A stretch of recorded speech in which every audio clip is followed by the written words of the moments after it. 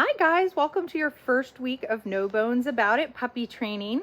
I'm working today with my other trainer, Chloe, and I am going to be doing some narration, telling you kind of the skills that we're working on this week that we call foundation skills. And if you are curious, Chloe is using, what do you call that? Just like a squeeze tube? It's a squeeze tube, and I just put a little bit of wet dog food and Honest Kitchen, and I mixed it, and it's a huge hit. Yeah, Lander is loving it. So the things that we really focus on throughout this entire program, but very, very heavily the first week, is a couple different things. First of all, we do what she's working on right now, which is called a hand target or the touch game. And the goal is to have the puppy touch its nose to the palm of your hand. And yes, there you go. So why do we do that? It is an excellent refocusing tool. One of the things that I would use it for right now specifically is to redirect Lander when you get the incessant barking. So it's a way to actively get the puppy to do a different behavior. Saying no doesn't work very well for a dog. We need to give them something else to think about. So the idea is you put your hand out to the side, the puppy touches its nose, you use the word yes, which is what we call a marker word, and then it gets a reward, okay? So number one thing to know about this is that if the puppy doesn't respond and move towards your hand, put the hand away and try again. Don't leave it out there, don't move it. Here, so here's a perfect example. Dog didn't, there you go. Dog didn't move towards the hand, so we put it away and we try again. And if we have more than a couple failures in a row, we try to make it easier, meaning, you know, make sure there's no distractions around, make sure there's not too much distance. And sometimes movement is really helpful. So you can see how Chloe is just moving really actively to get the puppy to want to come towards her hand. So we give the cue. One of the mantras we use is say it, show it, pay it. So we say what we want. touch. There you go. So we say what we want. Yes. Puppy does it, and then they get paid.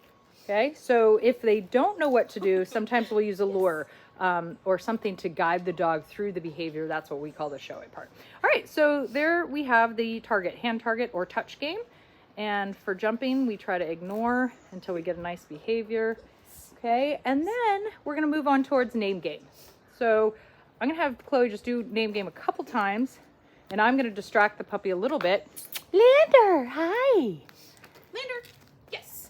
Okay, so what we're looking for in name game is for that dog to do what we call a head snap, meaning we have that dog with a little distracted, we say its name, and we want that dog to immediately snap around and pay attention to us and give us eye contact. Lander, hi, pup. Hi. Oh, I don't have any of that squeegee tube. Hi, bud. Hello, girl. Hey, Lander. Yes, good girl. Okay, let's see what happens now. Lander, yes. Oh, good. That was a Okay. good one. That was a really good one. Yeah, big treats. Yeah. Big rewards. So name game is essential. It's the foundation for really everything we do. We need to make sure that that dog can stop on a dime when we say its name and find out what we need. So kind of key takeaways for name game are to not get in the habit though of repeating the dog's name. So let's say I distracted, I'm gonna grab a treat here. So don't get in the habit of repeating the dog's name. So what I'm doing is distracting a little bit, showing the puppy that I have some treats, and then let's see what happens when. Lander, yes. Good. Good job. Good. Now, if Chloe had said Lander's name and Lander was like, oh no, I'm not going to leave Allie. She's got really yummy treats. Then we would try to make it easier. Yes. We wouldn't get in the habit of saying Lander, and then Lander turns and gets a reward. That is not what we're looking for. Okay, and then the last exercise that we work on, you can use cues for this, but you can also just do it Silently, we call it the collar grab or the gotcha game. Okay, what this does is you can kind of see when she goes to reach out and grab the collar. That was a pretty good example where he didn't move. But Chloe, go ahead and try to stand up and reach down and try to put a little pressure on his collar and see what, or her collar, see what she does. Oh, that was pretty good. So, yeah, she's really anticipating now that yummy squeeze tube. But a lot of times a puppy has a conditioned response when they feel pressure put against them or when we move toward them, that they want to move away or pull away or run away in worst case scenario when they see us moving towards them. So we are just trying to counter condition that behavior by having them learn that being caught is amazing. And we can combine that as the dog gets really good and comfortable being caught. And again, sometimes I don't say any words at all. I just reach out, grab that collar and give a cookie.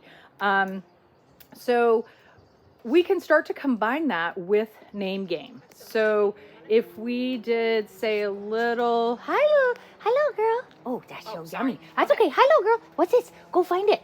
Go find it. So I'm going to have her be distracted by a couple little cookies on the ground. And then we'll do name game and a collar grab and see what happens. Lander. Yes. Good. Gotcha. Good. Nice. So that's a perfect way. And if the dog doesn't want to leave you because it knows you've got delicious treats, then doing that go find it where we toss some cookies away from us to distract the puppy a little bit and then try to add name game or Lander. Yes. good. So we add then the name game or the collar grab or touch.